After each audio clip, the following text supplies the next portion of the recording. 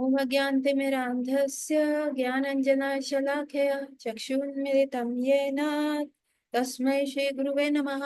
नमो विष्णुपादाय कृष्णपृष्ठाय भूतले श्रीमते भक्ति वेदांत स्वामी इति नामिने। नमस्ते सरस्वते देवे गौरवाणी प्रचारिणी निर्विशेष शून्यवादी पाश्चात्य देशतारिणी। जय श्री कृष्ण चैतन्य प्रभु नित्यानंद श्री अद्वैत गदाधर शिवासादि गौर भक्त वृंद। हरे कृष्ण कृष्ण कृष्ण हरे हरे, हरे राम राम राम हरे हरे। वाञ्छाकल्पतरुभ्यश्च कृपा सिन्धुभ्येव च पतितानां पावनेभ्यो वैष्णवेभ्यो नमो नमः। तो आप सबका स्वागत है आज की कक्षा में, और हम कर रहे हैं द टीचिंग्स ऑफ लॉर्ड चैतन्य, और उसमें हम भगवान के 64 गुणों के बारे में बात कर रहे हैं। भगवान का एक गुण है धृतमान।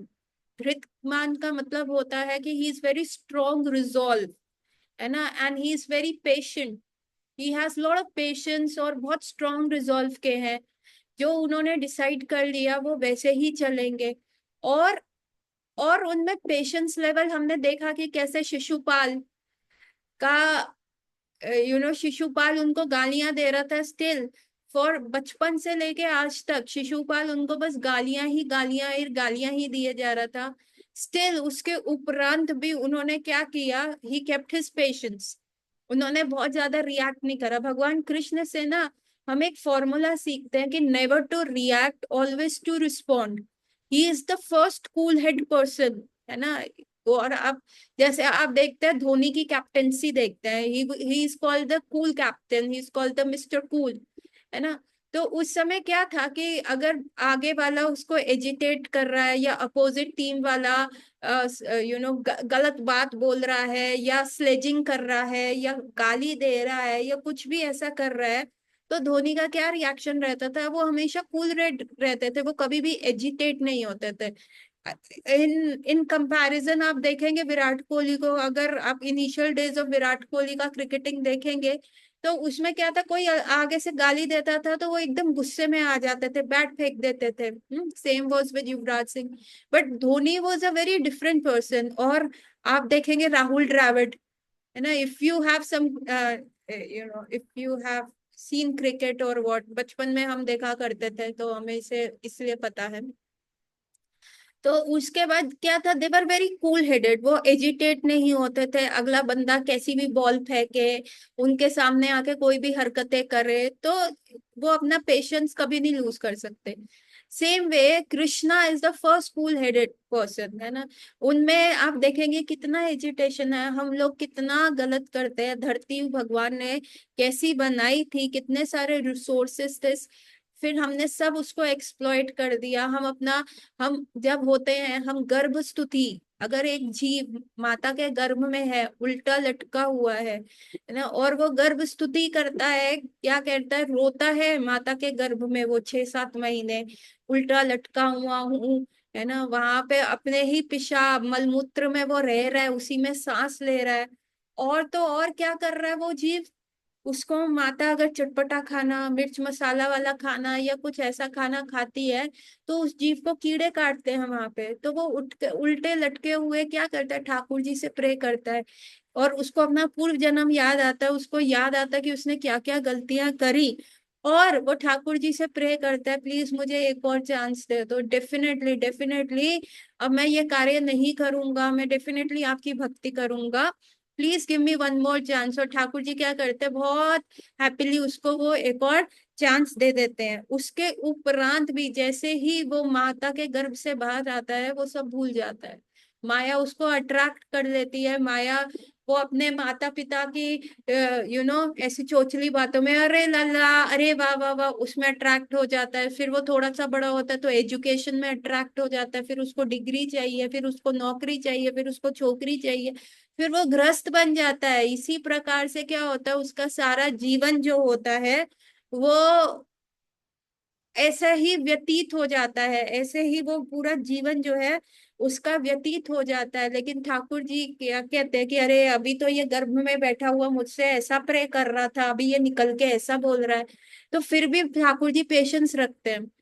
आप देखेंगे कितने सारे लोग ब्लेस्फेमी करते हैं भगवान को। आस्तिक, एक होता है आस्तिक, एक होता है नास्तिक।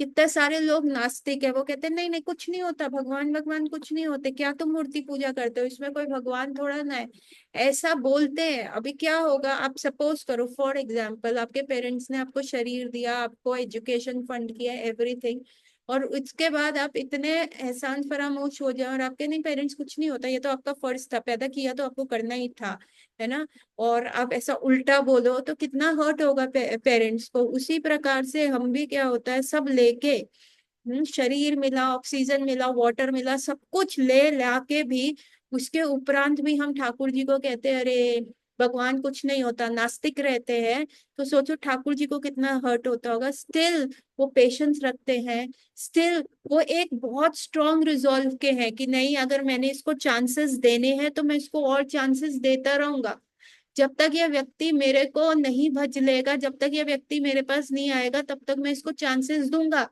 धरती अगर प्रलय में भी चली जाती है तो महाविष्णु के गर्भ में हम जाके वेट करते हैं कि दोबारा से सृष्टि का क्रिएशन होगा, दोबारा से हम उधर जाएंगे, लेकिन उससे पहले हम महाविष्णु के बॉडी के अंदर रिलैक्स करते हैं, हम थक जाते हैं, हम सोते हैं वहां पे, और वहां भी ठाकुर जी हमारा पोषण करते हैं। उसके उपरांत भी ठाकुर जी का बहुत स्ट्रॉन्ग रिजॉल्व है कि हर व्यक्ति, हर जो सोल है वापिस आए उनके पास। और secondly he keeps a lot of patience, है ना, कि ठीक है ठीक है ठीक है करते रहते हैं, हमें चांसेस पे चांसेस देते रहते हैं। सो इसीलिए ठाकुर जी की ये एक और क्वालिटी है जिसको कहते हैं कि वो बहुत ज्यादा धृतमान है।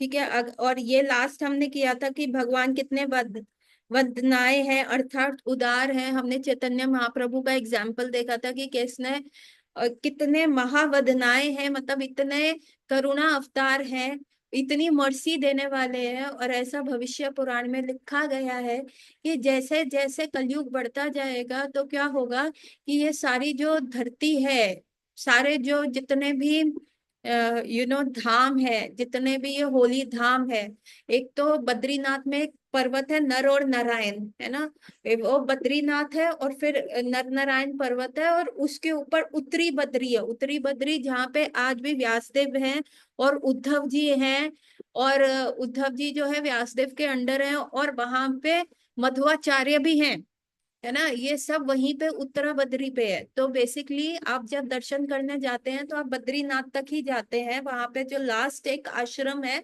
वहीं तक जा सकते हैं। उत्तरा बद्री में वेदर कंडीशंस ऐसे है ही नहीं कि आप जा सके, और एक्चुअल में वहां पे आज भी सरस्वती नदी बहती है, और वहां पे व्यास देव है और नारद मुनि का आना जाना है, उद्धव वहां पे है और मध्वाचार्य भी है, वो भी वहां पे है, लेकिन वो नर नारायण पर्वत आपको क्रॉस करके जाना पड़ता है।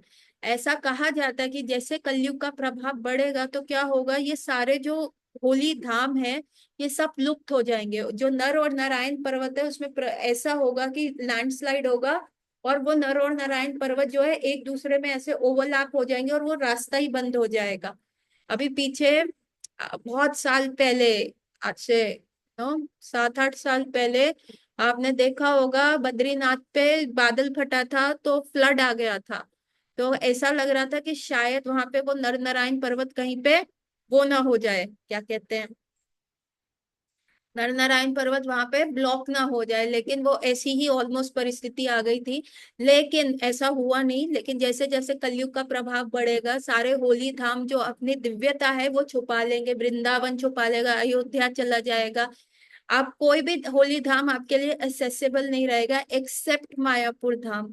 पूरी पृथ्वी में सिर्फ एक ही चमकता हुआ, पूरी पृथ्वी जो होगी डार्क में चली जाएगी, मतलब अधर्म इतना बढ़ जाएगा, सिर्फ एक ही जगह होगी जो लुप्त नहीं होगी, जो सिर्फ अपनी उदारता, अपनी करुणा के लिए जानी जाएगी, और वो है मायापुर धाम। और मायापुर धाम में जाके व्यक्ति को वो सोलेस मिलेगा। और ये क्यों है, क्योंकि ये श्रीमती, आपको पता है मायापुर धाम किसने बनाया था, ये धाम श्रीमती राधा रानी द्वारा बनाया गया है। पूरा धाम जो है उन्होंने प्रॉपर यहाँ पे प्रकट किया, जमुना जी जैसे वहां पे है, यहाँ पे उन्होंने गंगा जी के अराउंड पूरा मायापुर धाम प्रकट किया, और इसीलिए यहाँ पे चैतन्य महाप्रभु आए और इनकी जन्म स्थली है। So this Mayapur Dham, and क्योंकि श्रीमती राधा रानी के हृदय में हमेशा बहुत अति करुणा रहती है हर जीव के प्रति। श्रीमती राधा रानी हमेशा सोचती रहती है, अरे इस गोपी को भगवान से कैसे मिलाऊं, इस गोपी आगे भगवान से कैसे मिल पाएगी। श्रीमती राधा रानी हमेशा ये सोचती रहती हैं। तो इसीलिए ये मायापुर धाम भी वैसा ही है कि इस जीव को मायापुर धाम में किसी प्रकार का कोई अपराध नहीं लगता एक्सेप्ट वैष्णव अपराध। वहां पे सेवा अपराध, नाम अपराध, कोई भी जितने भी अपराध भक्ति रसामृत सिंधु में दिए गए हैं, सब अपराध शून्य हो जाते हैं एक्सेप्ट वैष्णव अपराध। वैष्णव अपराध सबसे बड़ा अपराध है जो आपको मायापुर धाम में भी लग सकता है। अदरवाइज उसको महाऔदर्य धाम कहा जाता है कि जो अपनी करुणा के लिए जाना जाएगा।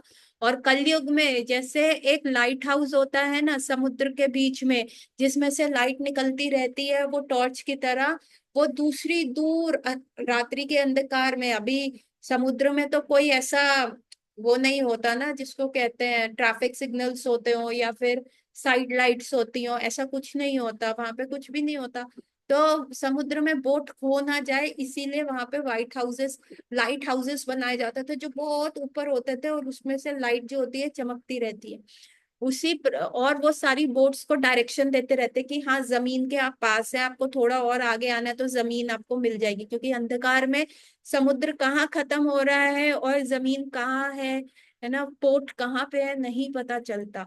तो उसी प्रकार ये पूरी पृथ्वी में अधर्म इतना ज्यादा फैल जाएगा, उसका अंधकार इतना ज्यादा फैल जाएगा, केवल एक मायापुर धाम होगा वो ऐसा लाइट हाउस की तरह होगा जो लाइट देके हमें डायरेक्ट करेगा। So that is how Shri Krishna is महावदनाय, अर्थात बहुत उदार है। एंड देन ही इज धार्मिक।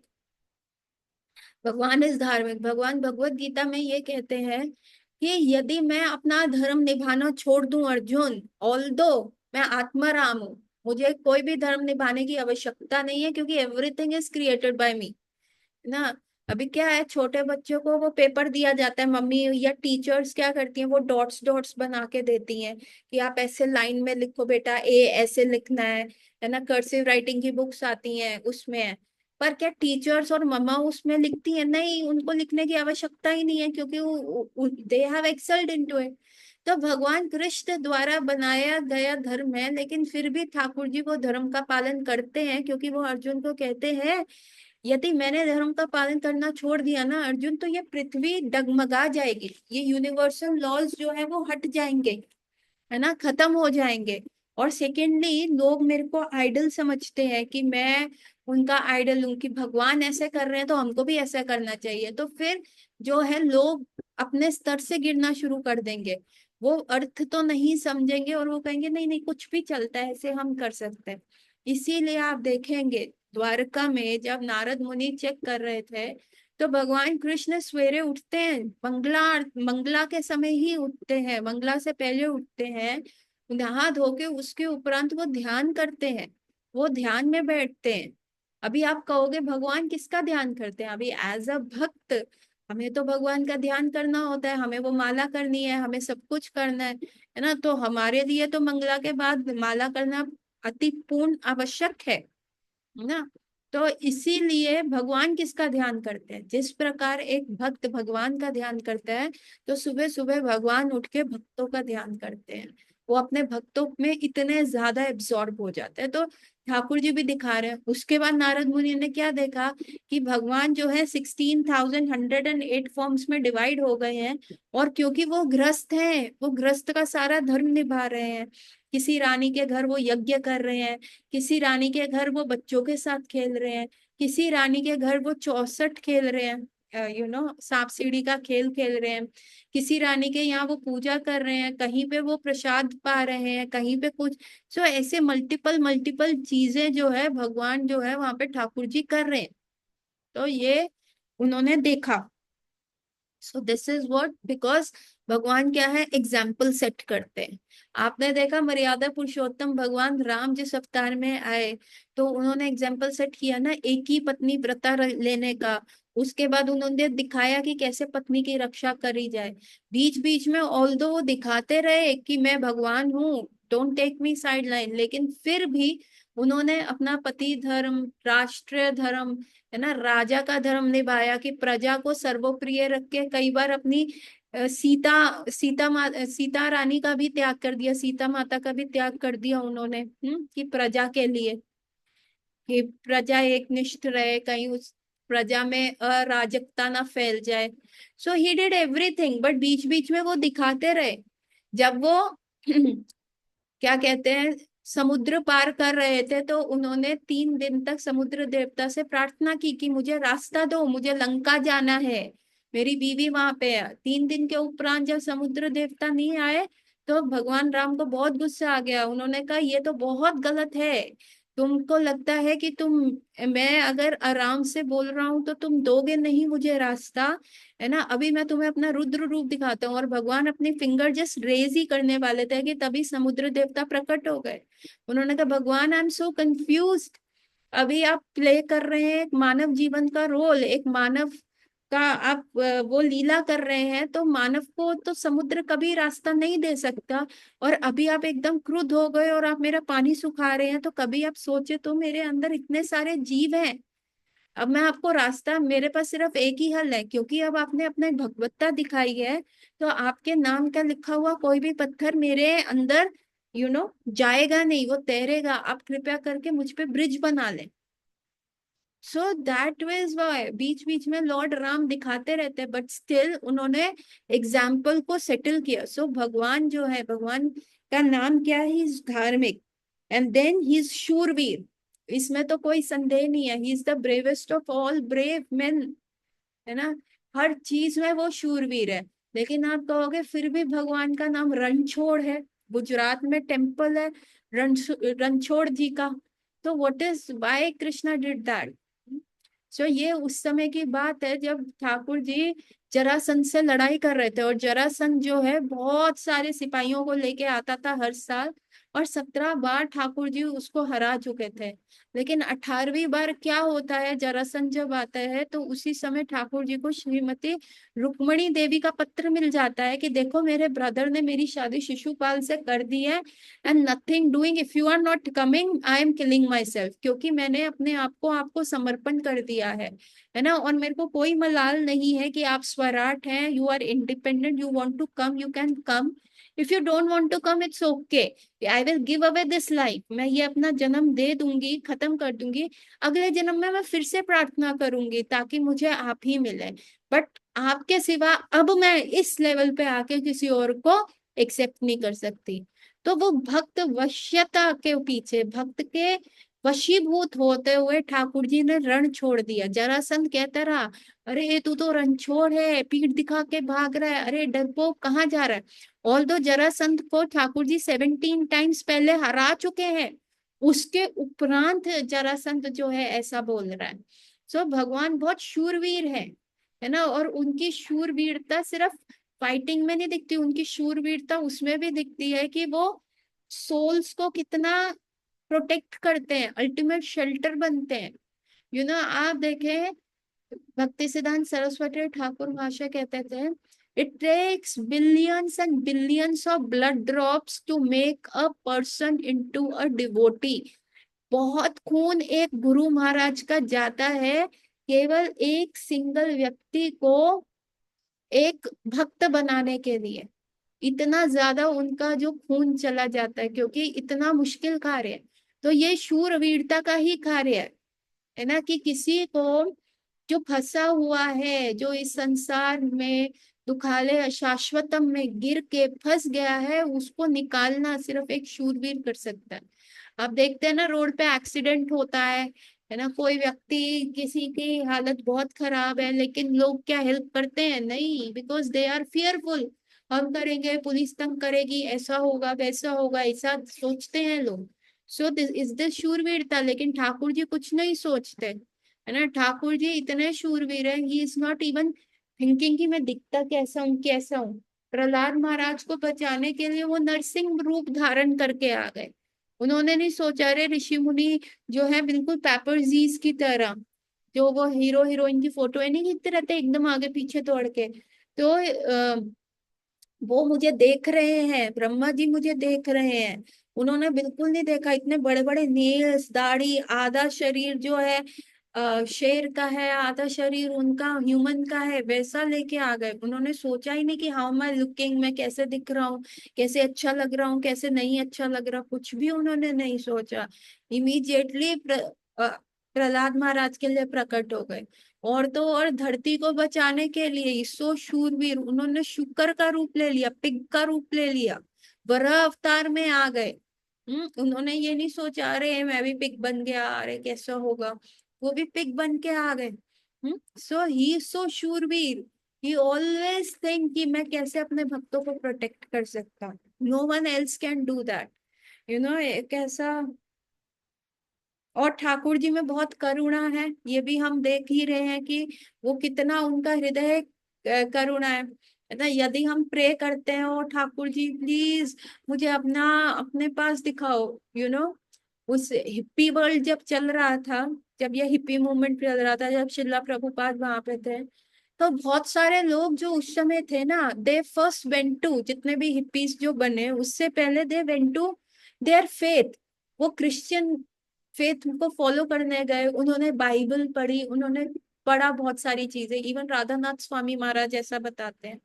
बट देन जब वो वहां जाके फादर से, प्रीस्ट से क्वेश्चंस पूछते थे, तो उनको कहा जाता था no no no don't talk like this, ऐसे ऐसे प्रश्न नहीं पूछने चाहिए, दिस इज ब्लेस्फेमी, ये भगवान को हम गाली देने के समान है, no no no don't ask such questions, ये पाप है, ऐसा उनको करके भगा दिया जाता था। और दैट इज वाई जब उनको ऐसा भगा दिया जाता था, उन्होंने कहा सब बेकार है, when our questions are not being answered, जब हमारे सवालों का कोई सही से उत्तर नहीं मिल रहा, तो एवरीथिंग जो है वो खराब है, this is not a proper प्रणाली।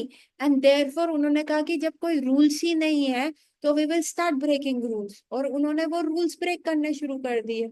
उन्होंने जाके मांस मच्छी खाना, वो तो वैसे ही वो खाते थे, नग्न अवस्था में रहना, कपड़े उतारना, नहाना नहीं, पुरानी जीन्स पहनना, क्लीनलीनेस नहीं करना, बाल बड़े हो रहे हैं, वैसा करना शुरू कर दिया। परंतु उनमें से कई थे जिन्होंने कहा oh God please show us the light, हमें एक्चुअल पाथ दिखाओ। और उस समय जो बीटल्स थे वो चढ़े हुए थे, और वो इंडिया आते थे, और वो ऋषिकेश वगैरह जाते थे, वहां पे सॉरी आश्रमों में ठहरते थे। तो तब थोड़ा सा ऐसा हुआ कि इंडिया में आंसर मिलेगा, ईस्ट चलो, वहां पे इन सारी चीजों का उत्तर मिलेगा, तो ये लोग ऐसा सोचते थे। एंड देन कृष्णा जो इनके हृदय में चित्त गुरु के फॉर्म में थे, जब इन्होंने ऐसा प्रे किया तो शिला प्रभुपाद प्रकट हो गए, कहाँ पे, फॉरेन में, वेस्ट अमेरिका में, वहां पे प्रकट हो गए। और शिला प्रभुपाद इनके शिक्षा तथा दीक्षा गुरु बने, इनको उन्होंने लाइट दिखाई। तो भगवान में बहुत करुणा है, चित्त गुरु के रूप में वो हमारे हृदय की सारी भावना सुनते हैं। यदि हमारे अंदर बहुत अनर्थ है, यदि हम किसी परिस्थिति में बहुत हुए हुए हैं, मुड़े हुए हैं, फंसे हुए हैं, तो हमें क्या करना चाहिए, हमें प्रे करना चाहिए, क्योंकि ठाकुर जी तो हम हमारे इतने समीप हैं, किसी का आलिंगन भी कर लो, किसी को हक भी कर लो, किसी को गले भी लगा लो, वो व्यक्ति भी हमारे इतने नजदीक नहीं हो सकता जितने ठाकुर जी परमात्मा के रूप में हमारे नजदीक है, और तथा हमारे हृदय के हर एक भाव को वो जानते हैं। तो भगवान जो है शूरवीर भी हैं तथा करुणा भी है। यदि आप स्पिरिचुअल लाइफ में कुछ भी आगे बढ़ना चाहोगे, तो ठाकुर जी आपको वो हेल्प करते हैं। देन ही इज, मान्य व्यक्तियों का सम्मान करते हैं और सम्मान्य है। वो क्या करते हैं, वो सबका सम्मान करते हैं, और साथ में क्या होता है, सब जो सम्मान योग्य हैं व्यक्ति इस पूरे संसार में, वो ठाकुर जी का सम्मान करते हैं। सो राजसूय यज्ञ जब हो रहा था, उस राजसूय यज्ञ में क्या हुआ कि सब जो थे सेवा ले रहे थे, है ना, सबको एक एक सेवा दी गई। जैसे कि दुर्योधन भी आया, तो युधिष्ठिर महाराज ने कहा दुर्योधन बताओ तुम क्या सेवा लोगे। तो दुर्योधन तो वैसे ही ईर्ष्यालु था, उसने कहा था मैं ना दान करूंगा, आपके जितना भी आएंगे ना लोग दान करेंगे। तो युधिष्ठिर महाराज ने कहा ठीक है आप कर लो। एंड नाउ दुर्योधन को ये नहीं पता था कि उसके हाथ में ऐसी रेखा है कि जितना वो दान करेगा उतना दुगना उस राजकोष में वापस आएगा, है ना। पर युधिष्ठिर महाराज ने तो प्रण किया हुआ था कि मैं किसी को नो नहीं बोलूंगा, जो जैसी सेवा करना चाहेगा मैं करूंगा। तो दुर्योधन वहां पे सुबह से लेके शाम तक क्या कर रहा है, युधिष्ठिर महाराज का राज्य कोष खाली करने को प्रयास कर रहा है। इतना सोना, इतना चांदी, इतने वस्त्र वो दिए जा रहा है, दिए जा रहा है। जो पात्रता नहीं उनको बार बार बुला के 2 बार 3 बार ऐसा भंडार भरे जा रहा है। लेकिन उसको समझ ही नहीं आ रहा कि महाराज युधिष्ठिर महाराज का जो राजकोष है वो खाली ही नहीं हो रहा, वो भरा हुआ ही है और वो भरता ही जा रहा है। सो दैट वाज द सेवा दुर्योधन टुक, है ना। उसको लगा कि नहीं, I am such an important person, मुझे तो ऐसा, उसमें एक तो वो भी था, अहंकार भी था कि I am a very important person, तो मैं तो भैया ऐसी ही सेवा लूंगा, मैं कोई तुच्ची कुच्ची सेवा नहीं लूंगा। और यहाँ पे भगवान ने, युधिष्ठिर महाराज ने कहा ठाकुर जी आप, वैसे ही भगवान को कोई सेवा नहीं दी, पर कृष्ण स्वयं आए, उन्होंने वॉलेंटियर किया, युधिष्ठिर मुझको भी कोई सेवा दो। तो युधिष्ठिर महाराज ने कहा आपको जोन सी सेवा लेनी है आप ले लीजिए, मैं आपको किसी चीज के लिए बाध्य नहीं करा। अभी युधिष्ठिर महाराज ने तो बहुत इनोसेंस से ये कह दिया, और आप यकीन नहीं मानेंगे ठाकुर जी ने क्या सेवा ली। किसी को पता है? कोई चैट बॉक्स में लिखेगा ठाकुर जी ने कैसी सेवा ली। Come on, write it in the chat box. Yes और नो लिख दो अगर किसी को नहीं पता।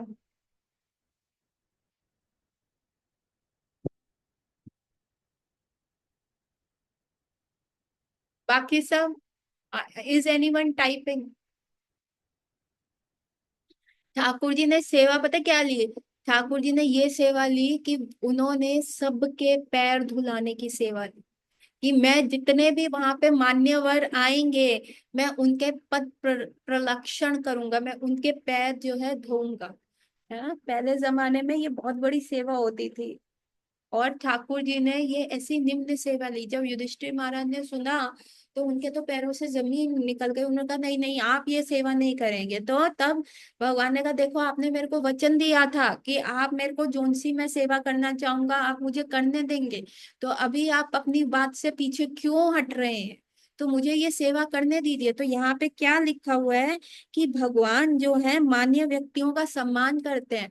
उन्होंने कहा अरे ये तो मेरे अहोभाग्य है, इस राजसूय यज्ञ में भीष्म पितामह जैसे इतने मान्यवर आएंगे जिनको पूरे वर्ल्ड में जिनका नाम है ना, वो उनकी, मैं उनकी सेवा करने का मुझे अवसर मिलेगा। सो ठाकुर जी भी अपने उससे दिखा रहे हैं कि वैष्णव सेवा करना कितना उत्तम है, सबसे बड़ी सेवा है वैष्णवों की सेवा। और अगर उसमें पद प्रलक्षण पद प्रक्षालन की सेवा मिल जाए, पैर धोने की सेवा मिल जाए, तो उससे बड़ी सेवा है ही नहीं।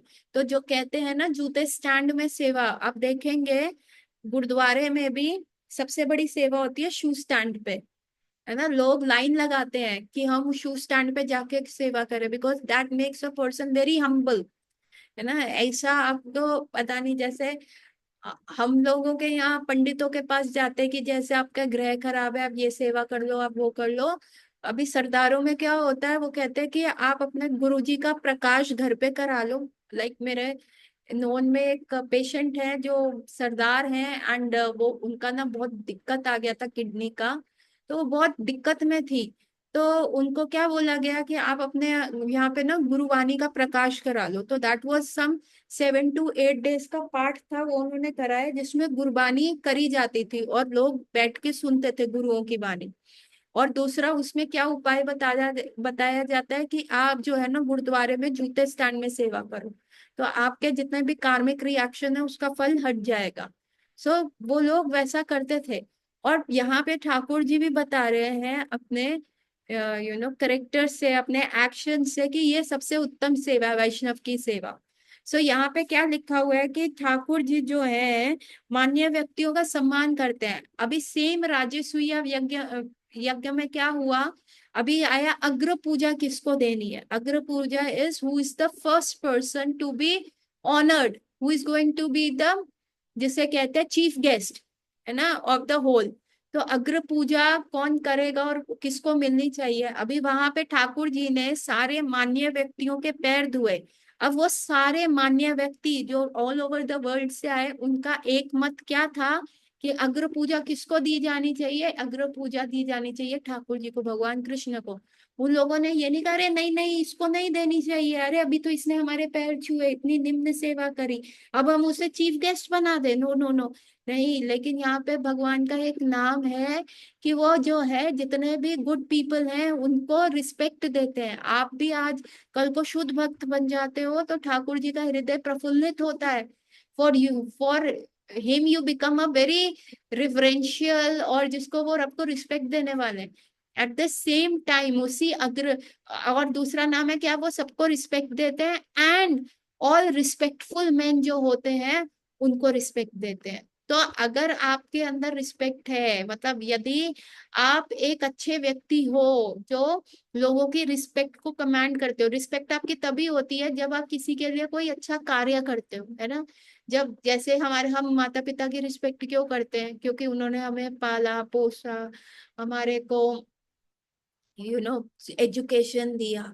हम अपने हस्बैंड का रिस्पेक्ट क्यों करते हैं? Because he protects us, he gives us the living. कि है ना, वाइफ क्यों क्यों हस्बैंड की रिस्पेक्ट करती है? और हस्बैंड क्यों रिस्पेक्ट करता है? क्योंकि वो कुक करती है, वो सुबह उठती है, सारा घर संभालती है, घर को क्लीन करती है। सो जब आप कोई अच्छा कार्य करते हो, then you become on that stage of being respected. तो आपके लिए वो being a stage of respected क्या है? जब आप ठाकुर जी की पूजा करते हो तो आप एक्चुअली सबसे अच्छा कार्य कर रहे हो, क्योंकि आप जड़ में पानी डाल रहे हो। क्योंकि आप जब जड़ में पानी डालते हो, यू बिकम रिस्पेक्टेबल।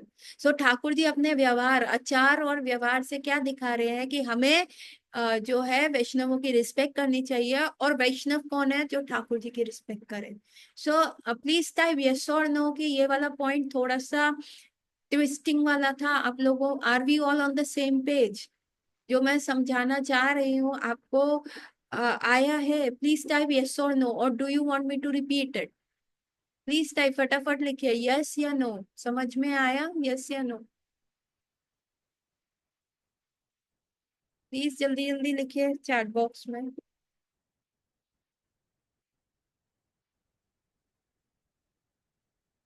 जतिन, आपको समझ में नहीं आया?